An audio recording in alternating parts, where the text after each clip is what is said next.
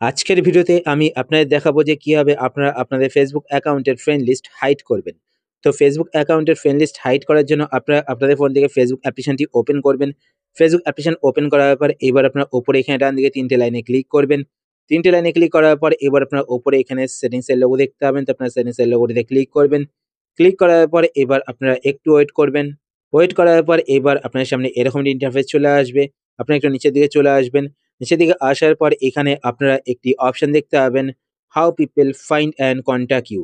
তো আপনার how people find and contact you এই অপশানেতে ক্লিক করবেন।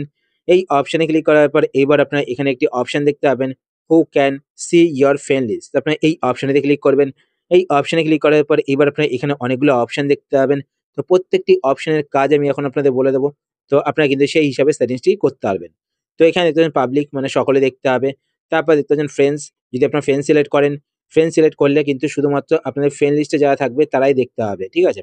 তারপর দেখবেন ফ্রেন্ডস একসেপ্ট, যদি আপনারা এখানে ক্লিক করেন, এখানে ক্লিক করার পরে আপনাদের ফেসবুক অ্যাকাউন্টে যত ফ্রেন্ড থাকবে সমস্ত ফ্রেন্ডসদের দেখতে পাবেন।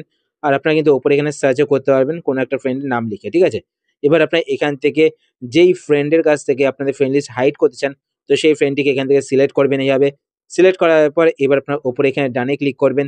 তো ডানে ক্লিক করলেই কিন্তু আপনাদের সেই ফ্রেন্ডের থেকে ফ্রেন্ড লিস্টটি হাইড হয়ে যাবে। তারপর নিচে এখানে কিন্তু আপনাদের সেভে ক্লিক করতে হবে, ঠিক আছে?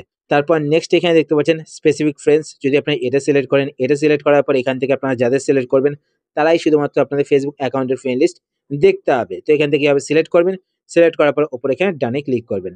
তারপর নিচে এখানে সেভে ক্লিক করবেন, ঠিক আছে? তারপর নেক্সট হচ্ছে গিয়ে অনলিমি, যদি আপনারা অনলিমি সিলেক্ট করেন তাহলে কিন্তু কেউ আপনাদের ফেসবুক অ্যাকাউন্টের ফ্রেন্ড লিস্ট দেখতে হবে না।